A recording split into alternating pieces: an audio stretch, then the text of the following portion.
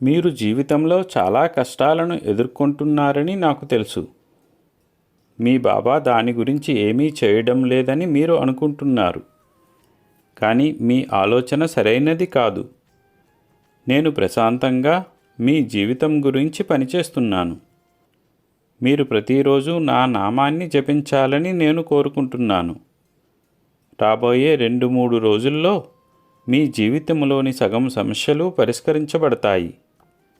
క్రమంగా మిగతా సమస్యలన్నీ పరిష్కరించబడతాయి. మీ తల్లి గురించి మీరు చింతించకండి. నేను ఆమె ఆరోగ్యం చూసుకుంటున్నాను. నా ఆశీస్సులతో త్వరలో మీకు కొత్త ఉద్యోగం వస్తుంది. ఎల్లప్పుడూ నవ్వుతూ సంతోషంగా ఉండండి. నా ఆశీస్సులు మీకు ఎప్పుడూ ఉంటాయి. అల్లా మాలిక్.